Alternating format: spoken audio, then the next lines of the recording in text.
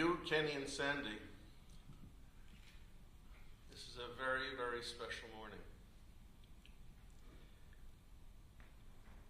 It's well understood that we are gathering in memory of your very dear and beloved parents and the Sefer Torah that you have commissioned and which you have shared with our community for the benefit of young Israel speaks to that devotion and love.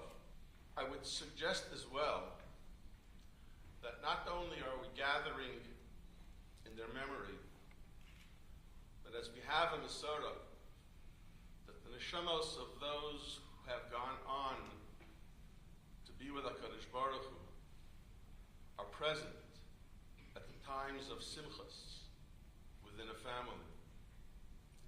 Sandy said to me this morning that had your parents been here, they would have been very happy with the occasion. I would suggest to you that in a very special way, their neshamas are here. They are hovering over the two of you, and Sandy are two children. They are supporting and inspiring from what you remember of them, what you learned from them, and the lives you had with them. As Rabbi Shapiro noted, the unbelievable and painful tragedy of your losing both of them within a few days, your mother even during the Shiva of your father, was something that created a huge, vast void in your lives. Today, more than 12 years later, certainly that void still exists. But with this dedication, by bringing their spirits to the community in a very almost tangible fashion, they have, in effect, for the moment, come alive again because of your dedication of this Sefer to their memory. Rabbi Shapiro touched upon many of the facets of your parents' lives during the many, many decades that they lived Malden, Brookline, and all of the commitments they made and maintained, they kept. And the very personal relationship that you all had with the Rav and Dr. Soloveitchik. Kenny, on more than one occasion, but most recently a couple of weeks ago, was kind enough to share with me a photo that I believe is in the pamphlet for today's program. And it's not just a photo of a memento, but it's a photo of a statement of extended family. The Rav was there, Dr. Soloveitchik was there, your parents were there. Sandy, I believe you're the one who's sitting on the Rav's lap. To have that kind of a relationship with so special people that they, as it were, treated you like grandchildren. And that relationship never lessened, never lost its vitality. Kenny also told me that when he applied to Yeshiva University, he put down the Rav as one of his references. Yeah, the interviewer smiled also. And as Kenny told me, he challenged Kenny and said, what kind of chutzpah is this? I'm not sure he used the word, but that's how I remember the retelling of the event. How dare you put the Rav's name down as a reference? So Kenny went home and mentioned it to his father. His father mentioned it to the Rav. The next time the Rav was at Yeshiva in New York, he contacted this interviewer, and he made it very clear to him that when Kenny put his name down as a reference, it was absolutely correct, with his full permission, and everything that Kenny wrote in that description was absolutely true. People didn't really understand in New York the kind of relationship that Kenny and Sandy had with the Rav here in Boston.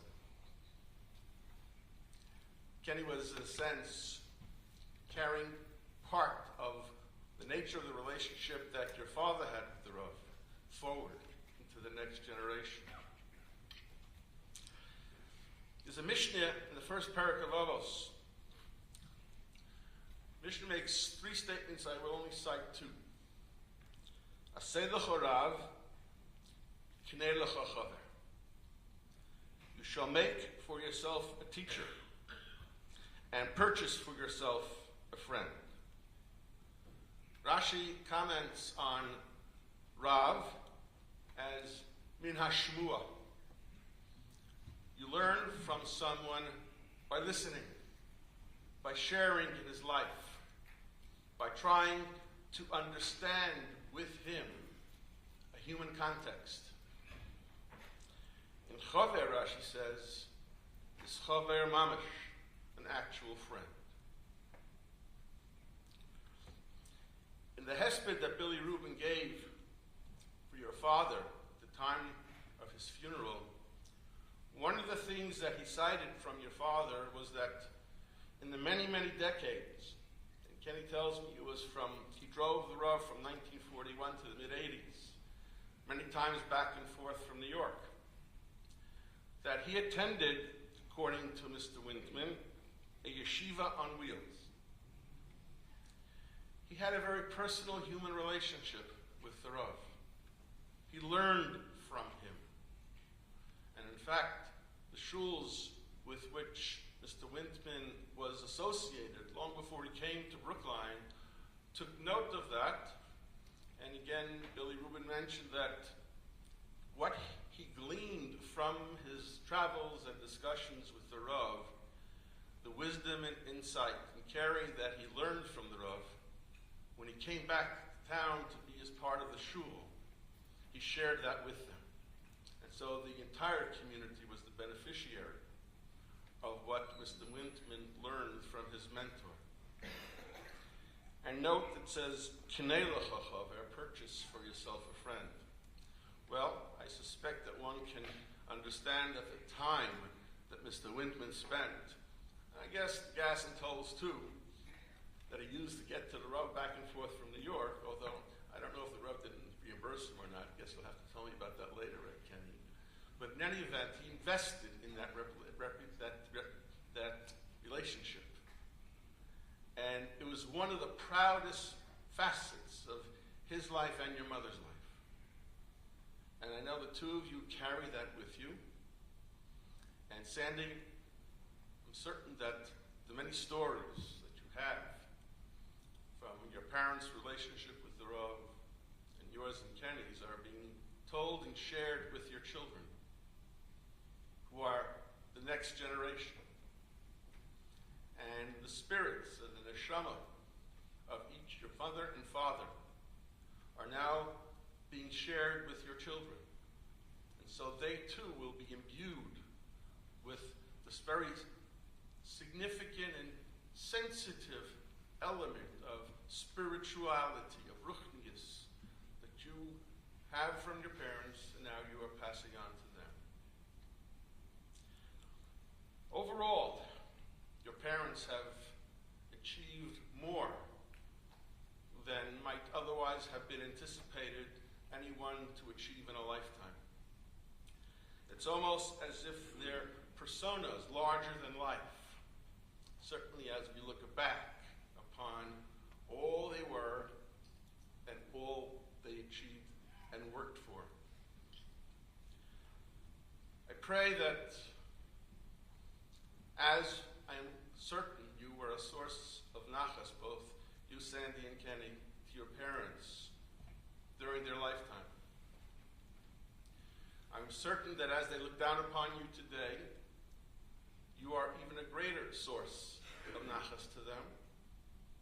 And as they watch Sandy, your children, grow and become a more engaged part of the Wintman legacy, I think that nachas will increase exponentially. It's a great honor for us to have you here at this moment dedicating Sefer Torah, and how the community, because of your inspiration and your motivation and your encouragement, the community participates in the dedication of the Sefer and its entrance into our Kehillah of Svarim. Kadosh Baruch Hu grant that you always be blessed with strength, conviction, wisdom, and the many things that you all both do for your communities. And Kenny, we're the beneficiary here. I don't think there's another Kenny Wintman anywhere in the world. And I think with you they probably broke the mold. But it's for us, it's a great pleasure and it's a great honor. So I want to wish you a mazel tov on the hachnasa of this new, beautifully written Sefer Torah.